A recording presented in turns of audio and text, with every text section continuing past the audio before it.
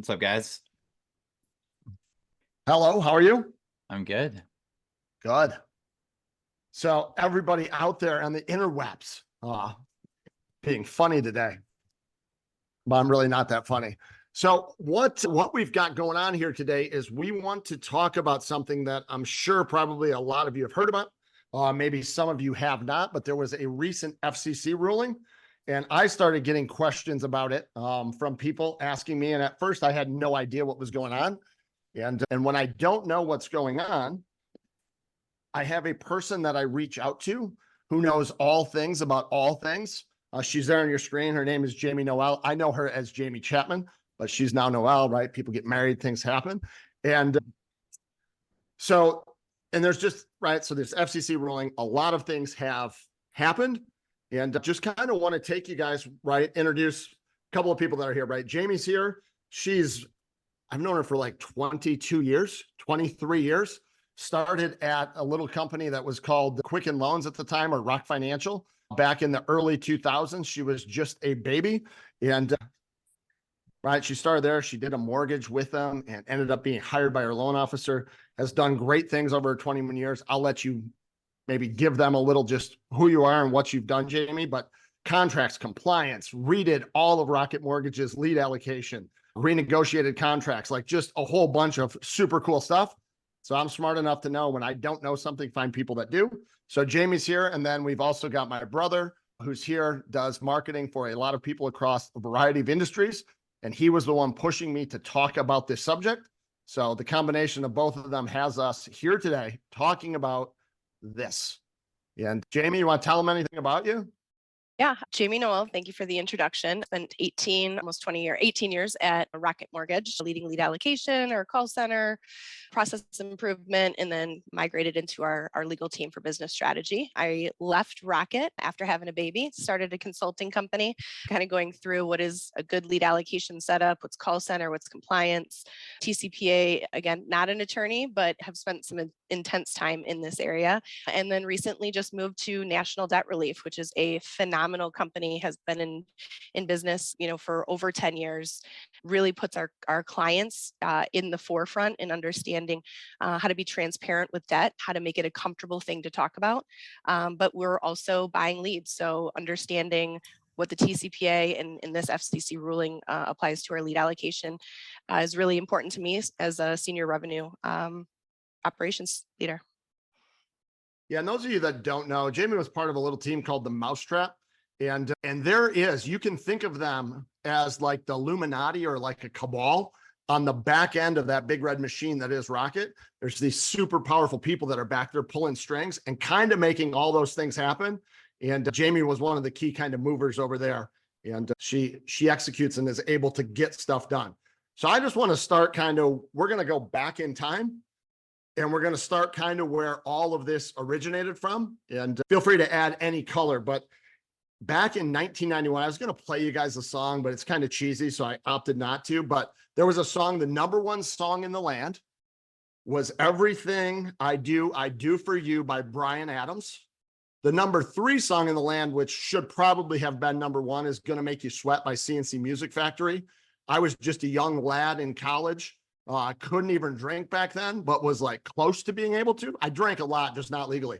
So the Giants and the Bills played in the Super Bowl, wide right. There was a ruling that came out back then called TCPA. And that's about as much as, right, I know way more, but I'm going to just kind of leave it there. But this ruling came out back then. And Jamie, can you just tell us a little bit about that? I can, or you can, because you probably will do better.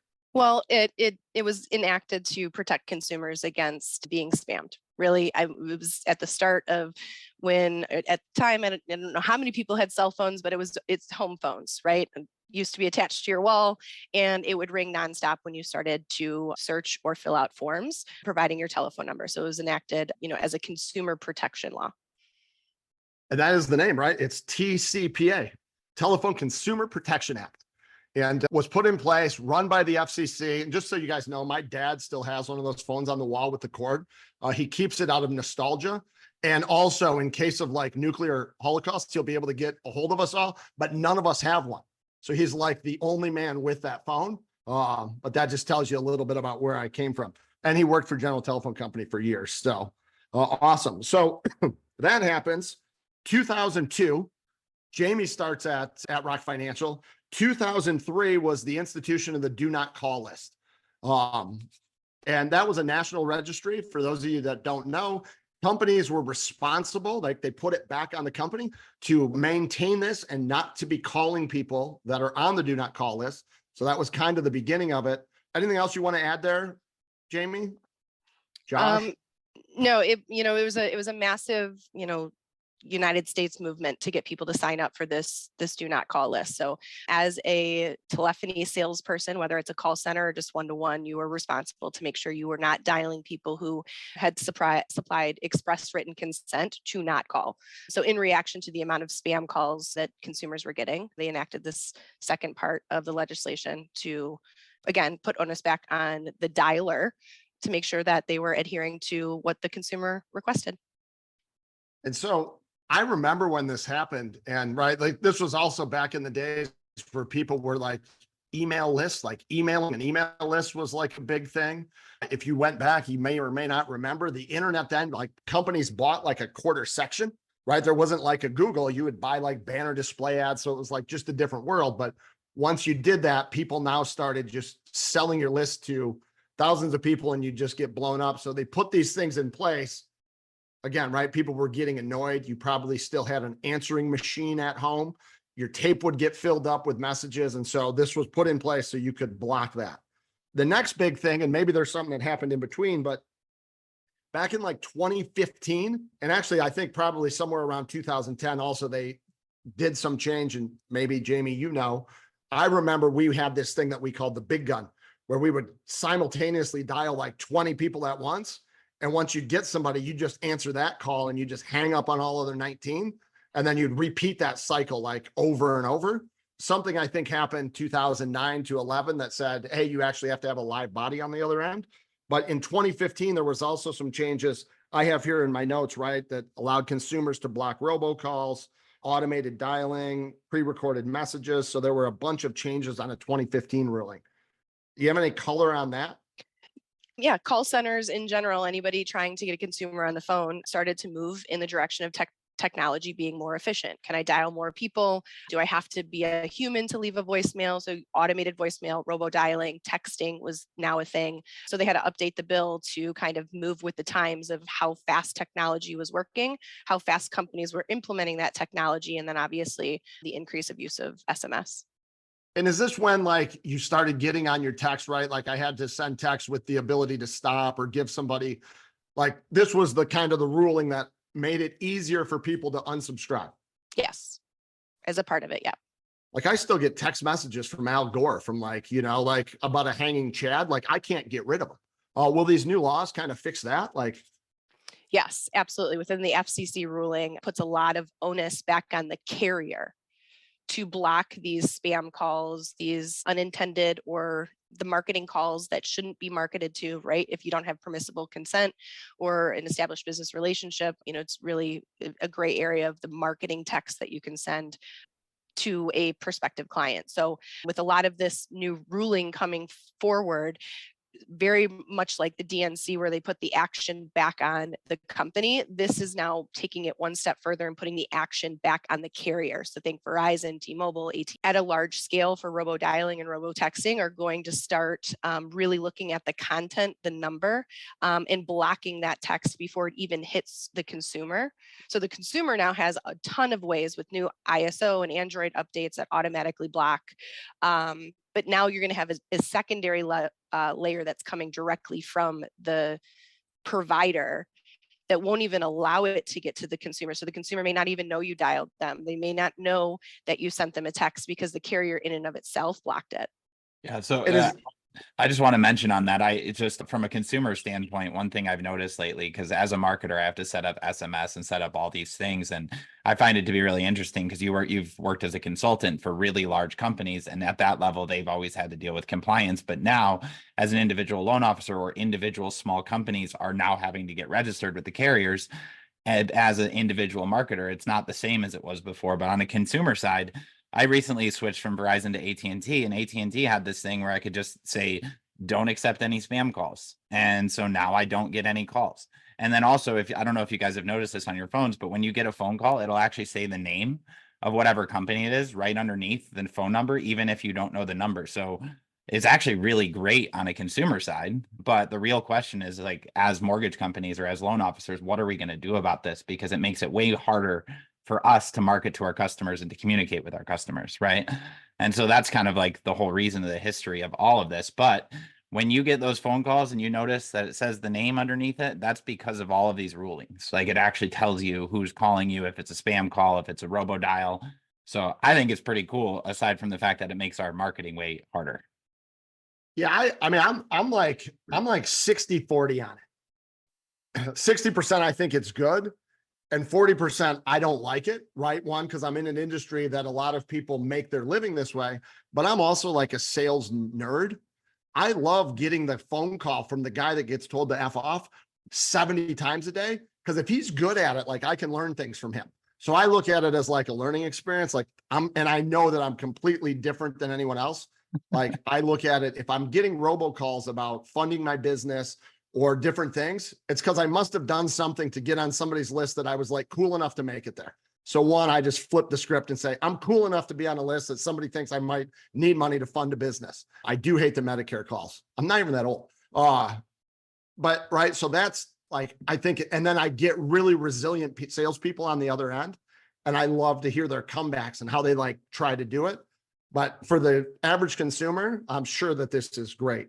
So that kind of takes us to where we are today with this most recent ruling. So it's the FCC oversees the TCPA, and they came out and they had a ruling in December that essentially is closing a loophole. And what loophole is that kind of closing? It is closing the lead generator and aggregator loophole. So to your point, you made it on a list and then you got called 20 times. That is the loophole that they are attempting to close before the end of the year. So the bill was drafted and published on the December 18th, and it goes into effect 12 months later. So we have a little bit of time. So great news, we're ahead of the game and people can prepare. But what they're trying to do is make sure that it is a one-to-one interaction. So you are, as a consumer, consenting to that text message or that dial from that particular company. So you have, large lead aggregators that will get, John, your number and then sell you 20 times. And now your phone is ringing every 2 minutes. That is what they're trying to stop. So you're going to have some bad actors that are going to fall off. And then you're going to have the big boy lead aggregators that are going to figure this out. This is their bread and butter. This is how they make their money. But it's going to look very different from a consumer aspect when they go to a shopping type of site, right? If I'm looking for national debt relief, right? If I want to try to take control of my debt, if I want to get a mortgage or purchase a house or get a loan, I'm no longer going to get a massive amount of calls. I'm only going to get the calls for the people that I've consented to do so. So a lot of people use that little tiny affiliate link at the bottom of those landing pages. And then you click on that link and it shows you the 30,000 people that they're affiliated with or they're partnered with that may or may not be reaching out to you. That link is going to go away. Yeah, and I just want to like kind of just, people ask me, like, how does that happen? And let's just say Zillow. Let's say I'm moving to Florida and I go on Zillow. Zillow sells it to a couple of real estate agents, the couple mortgage lenders. They also sell it to Lowe's, Home Depot, right? Because I'm going to need to buy a trash can when I move there. They sell it to the trash can company that's going to try and get me to sign up for trash service. They sell it to schools where I may want to enroll my kids. So like that one lead comes in way up here as a house, ends up getting sold to a trash company about my biweekly trash pickup or a pool service company. And it's sold 100 times on all different levels. And you're like, how the hell is this person even calling me? Well, that's how. You filled something out in Michigan and now you're being harassed in Florida. And they sell it incrementally at every step along the way. And then even just at the pure lead side, you've got the mortgage lead. Then there's an aged lead seller that's selling that thing as an aged lead to multiple aged lead sellers that are going to sell it to different places. So it is a very complex thing, like I will call it a cartel. Yeah, Like a scary word. It's gonna be interesting to figure out how that whole life cycle of one lead impacts so many industries, because a part of this legislation as well is that the client has to have a reasonable understanding of the request, right? So if you're going in and you only need a realtor, you're going to say, yeah, I'm going to have Keller Williams, I'm going to have Century 20, I'm going to have these people can contact me. And then it should stop there, because you're not anticipating that Lowe's is going to try to sell you a trash can. Yeah, it definitely, like I said, when I first heard about this, right, and I had, Jamie, you and I have had quite a few conversations about it. I started like listening, right? Somebody asked me a question. I had no idea, right? I was like the dumb guy, and I hate to be the dumb guy. But so I started like looking at it. It's going to trickle down to where, one lead, if you think through Zillow, let's say, or Lending Tree, they get one lead and they sell it to 4 lenders at $75 a pop. And they sell it to a certain, but that lead, its whole lifespan might make them $1,000, right? And if they can only sell it to 4 people, they're going from, making 250 today to what was making them $1,000. So it's definitely going to have some definite impacts in the lead buy space. Yeah, inherently, there's 2 sides of thought here. Inherently, it's going to cost more for that lead, because the client has said, yes, I agree for X, Y, and Z to reach out to me. That client is a hot client. That client is anticipating your call. That is almost a co-branded experience for you. So that lead should convert pretty well, but you're going to pay for it. And then on the other hand, the bad actors that they're trying to weed out of, the Lowe's trash can request, those guys aren't going to exist. So in totality, you'd probably see volume go down, but the quality should be going up, which is going to push the price point up. Yeah, and the FCC on the FCC side, this was voted 4-1. So it was 4 people in favor, 1 that was not.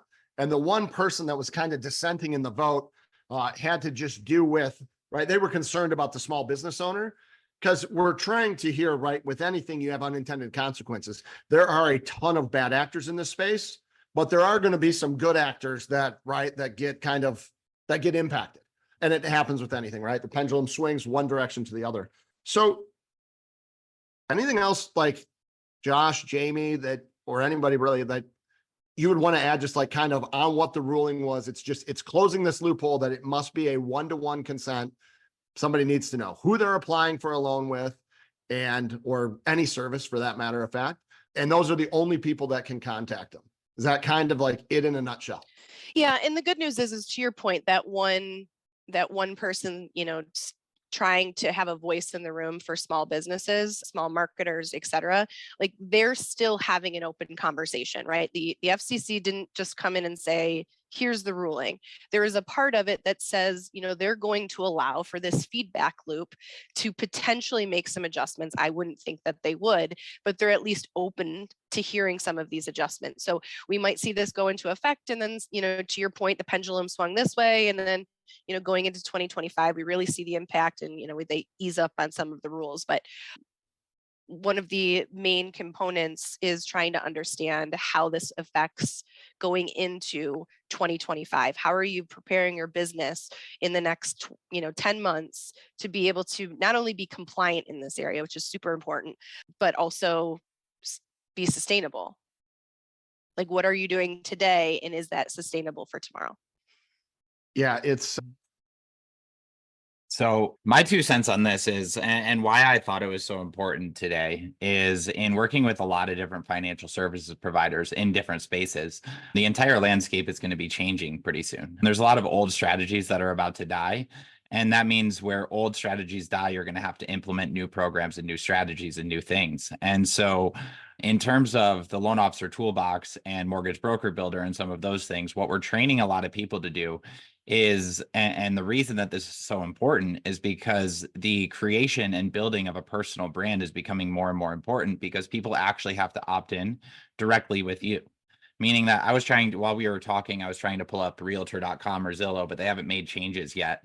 But what we're going to see is right underneath the form that you fill out, the actual agent that's going to be calling you. It's going to be sold directly to that person, because you have to opt in directly with the person that's going to be calling you. So you're not being called by 5 agents. Likewise with mortgage, if somebody goes to lendingtree.com and fills out a mortgage inquiry, it's going to say the lender that's going to call you. You'll see the person's picture.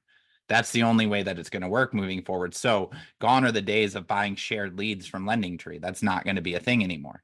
Some of the people that this is really going to benefit are going to be your giant companies that people are directly opting into, like your Quicken Loans, your Loan Depot, a lot of those companies that have a lot of brand recognition. But on the smaller micro business level or the micro LO level, it's going to be ridiculously more important to focus on self-generated leads and self-generated things, because your companies, or if you're a loan officer working for somebody, your company's not going to have a much harder time buying leads. And you can't just let leads fall through the pipeline because you're the only person that they opted into. You could also look at this from another perspective, in the idea that if you've ran into the problem as you're calling through a pipeline of getting really annoyed because you know that they're about to receive 4 other phone calls from 4 other lenders, and that's kind of the way things are, you're always competing on rate, that's also going to go away. Not completely, because they might be really smart and get quotes from different lenders and try and work with it more.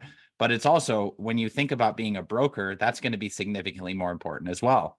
Because as a broker, you get to shop all these different rates for all these different companies. And so really communicating that as a broker, saying, hey, you opted in directly with me. I have access to all these 30 different lenders and programs to get you the best rate that you can get. And that's actually a benefit to working with a broker rather than a direct lender.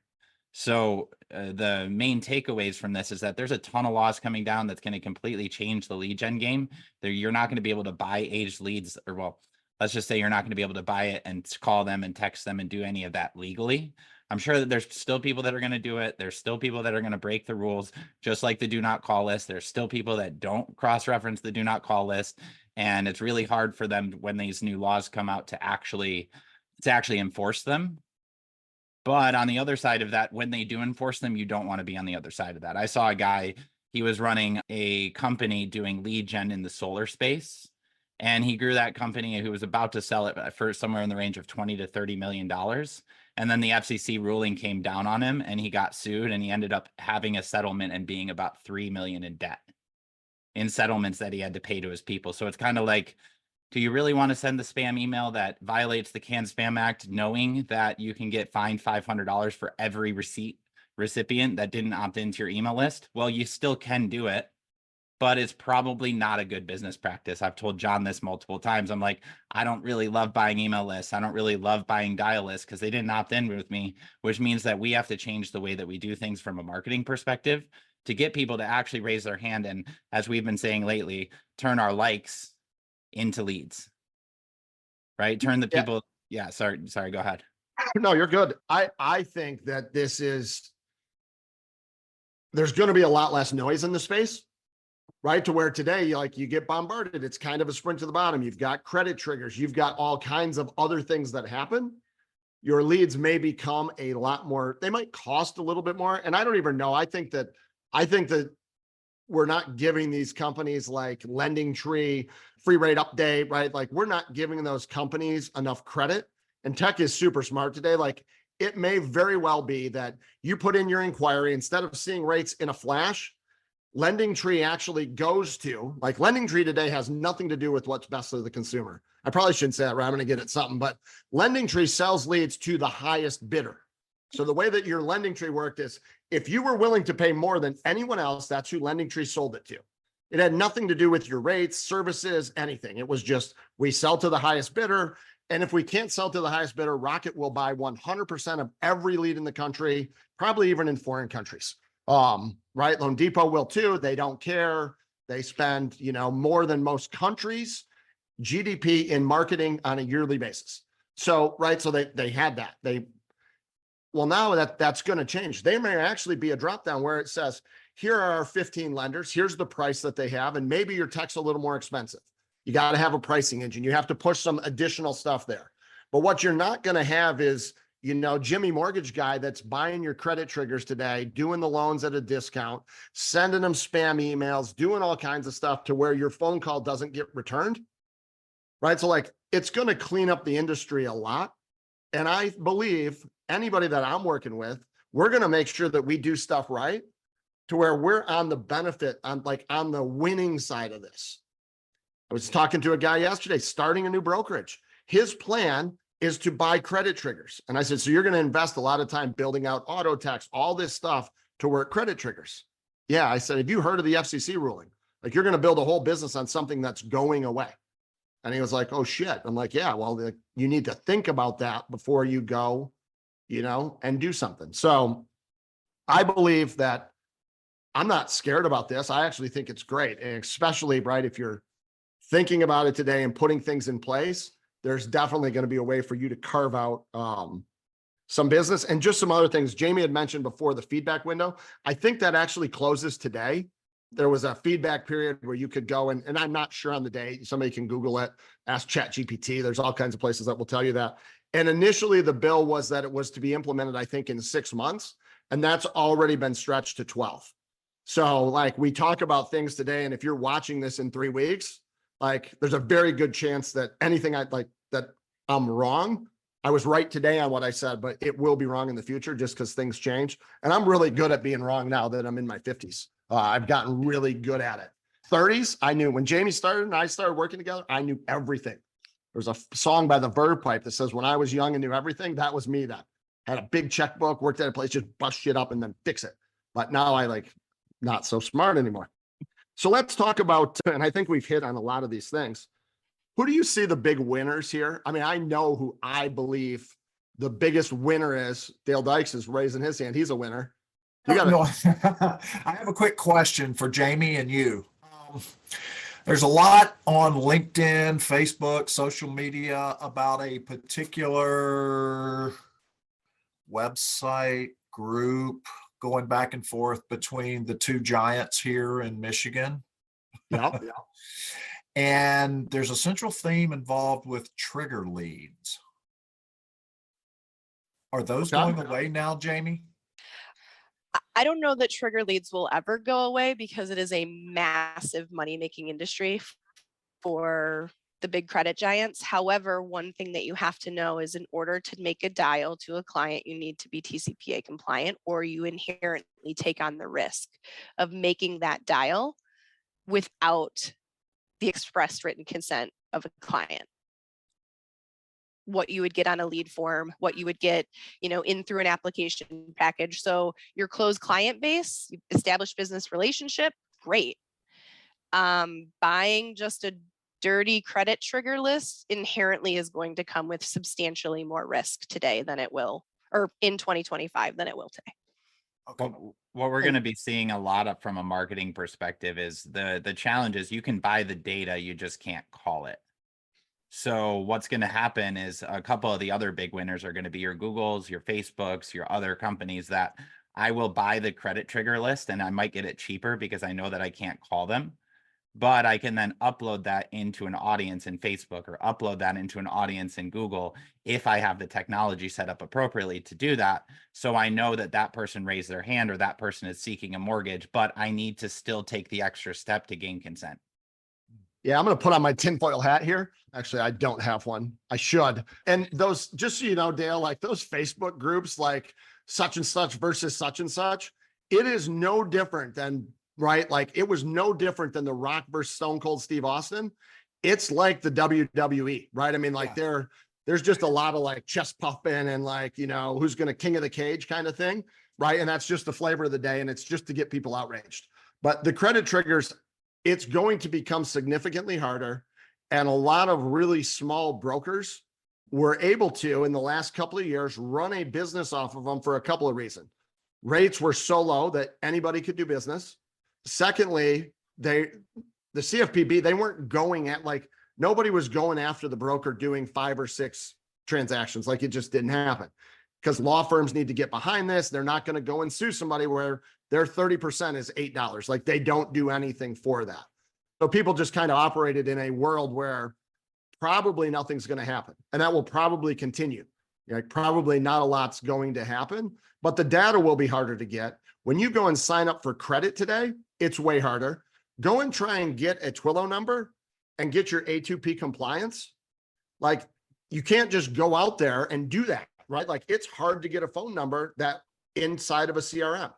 It takes weeks. So like the industry itself, by moving the burden to them, is going to make it a lot harder for these people to to operate. And again, right, Facebook is going to win 100%. That's why it was set up. Facebook, Google, and Rocket got together and said, let's push this legislation through. It benefits all of us. And we can flip it around and say that it's good for the consumer also. That's how it works, right? That's like politics. And like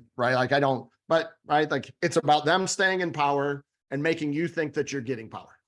Yeah. So the big winners, right? I see the big winners as the really large lead aggregators, those people that already have a super strong brand name presence, because you just will check the box automatically. Like, yeah, I'll look at Rocket and Loan Depot and then these two other local people.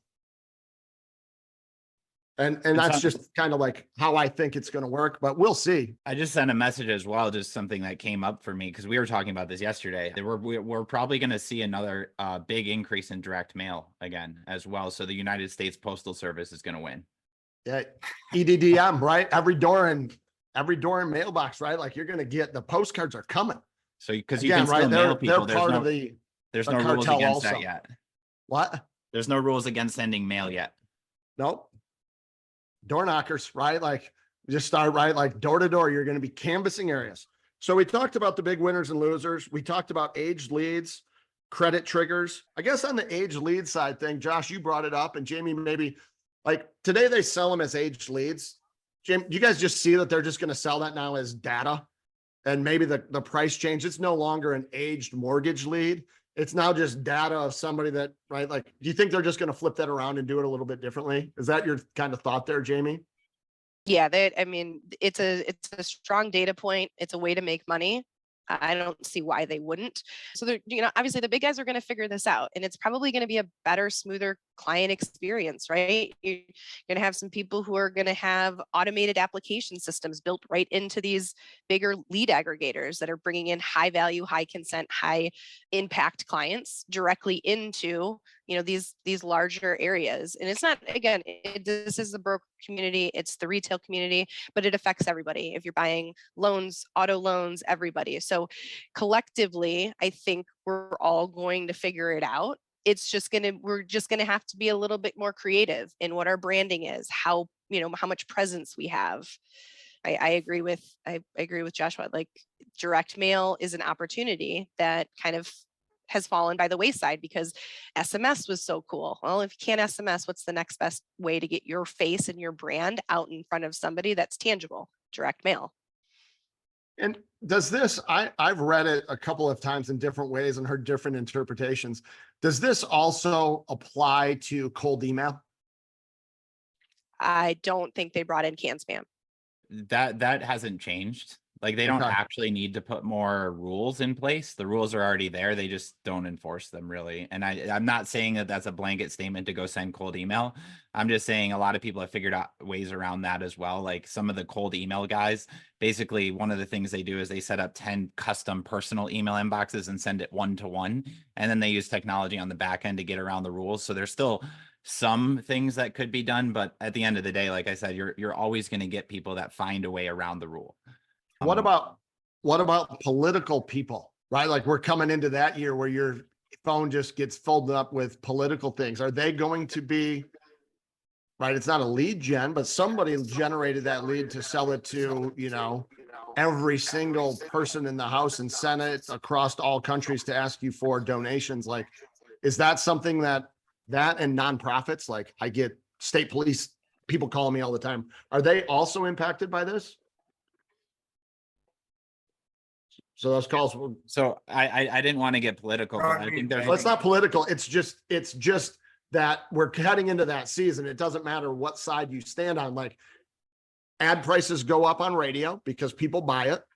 TV ad prices go up. People stop doing those things because there's such an influx of political things. And I get bombarded by a little bit of everybody across. Like my phone is just filled with shit. Well, the great news is, bad news for you, great news for everybody else is they have 10 months to still do it before they're going to be held accountable. I forgot. So. They did that right just after the election. It was literally done on purpose. Okay, I'm screwed. I just keep typing stop. Yeah. right? Like I just 18 times a day, I type stop. Yeah, the one thing that I've noticed that I still get tons of text messages by that I think is really interesting is they have not stopped the pharmacies from texting me about getting flu shots and vaccines. Happens all the time. I get all these different text messages. Hey, your flu shot's out of date, or you haven't gotten your vaccine yet. And so I don't know if that's going to stop, but that's an interesting side of it. I see that we're all a member of the Conspiracy Theorists Unite group. So yes. So if it makes money for the government, it's okay. So Yeah. So I have a couple of things on here, and I don't know, like what other questions people like may have or may not. Like there's a ton of resources out there as far as, those places you can go read, just understand how this works. And if you are out there and you're in a business that's impacted, just understand, right? Like if you set it up right today, 12 months from today, you're going to be benefiting from these rulings where there's other people that, right, they don't execute, they know it's happening, they do nothing. They're going to like get caught with their pants down and have a lot of problems. So look at it as a blessing. You've got ample time to figure it out. And then you're really just building your own personal brand. If people come directly to you, there is no opt-in required, right? They're opting in to deal with you because you've got great content. You add value. You're not trying to take a shortcut to get the business. You're out there actually building a business that's yours with your own personal brand inside of your own marketplace. And right, they can't take that. And that brand will carry more weight than ever. Referrals, right? That doesn't go away. So just understand how these things happen. Make sure that you're not doing or implementing or spending time on something today that's going to go away. And then just double down on your activities that are going to build a real business for yourself in 6 to 12 months. And you will be eons ahead of the guy or gal that's sitting there not doing anything today. Yeah. That's, or sorry, go ahead. No, I was I just going to would, answer your question. Yeah, I asked you, so I was actually going to ask the question, so that's perfect. So I sent Jamie a message because I'm curious about that, right? Like one of the things that we know we can all do is build a personal brand, because then we have our own leads coming in and we own them, and there's nothing anybody can do about that. Owning your data, owning your information is going to be ridiculously more important. But I asked Jamie the question because she said she works with a debt relief and repair company now.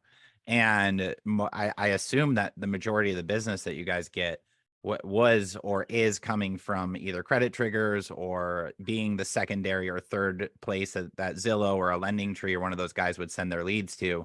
And so that probably affects you guys massively. So the question was like, how does that affect you guys? And are the personal relationships you're making becoming the number one lead driver at this point? Yeah. So at National Debt Relief, we look at it as like the whole human finance. So like it's empowering, we're supporting, we're guiding our clients by literally transforming and reclaiming their financial life. So like to your point is like, how do relationships work? That's our brand. We want to make sure our clients succeed. We want them to understand that we are here to support them in their journey. What are their goals? Where do they want to get to? So it's still a sales, organization. We want to understand how we're going to impact the client, what goals, how can we help them succeed? And to your point, yeah, we do have some lead flow that comes from some secondary areas, but we also have great partnerships out in the market. We have referrals. I mean, as a broker community, you want to nurture that client. You want to create that brand. You want to be that person they always think about. If you have somebody today that doesn't qualify because of high debt to income ratio or credit issues, like find a partner to help cultivate that client, whether it's credit repair, whether it's us at NDR, that can help that client get to where they want. They want to buy that house. They want to be able to move out of mom's basement, whatever it might be. We want to be able to support them. And as a broker community, start to get creative of how do you keep your clients in your ecosphere? How do you understand and nurture that client, maybe as a longer tail? Because if you've invested either by purchasing or getting building a relationship with that client, how do you keep them nurtured in your area so they're always thinking about you? Because then you don't have to buy that lead when they come, when they decide, oh, I am ready, it's a credit trigger. They don't need to do that. They don't need to go somewhere else to purchase credit or purchase a mortgage, because you were the person, the guy, the gal that saw them through their entire journey. And I think that's also important, is really expanding your lag time in the tail of how you nurture your clients. It won't be churn and burn anymore. Yeah, I am, the things that you just said there, I think is super exciting. There's all kinds of great tech. We're actually working on something with a company called FinLocker that can help somebody all the way through the journey of like, I just graduated from college and put all the things in place to like be ready to purchase home. It might be 2 or 3 years that you're nurturing and following up with this client.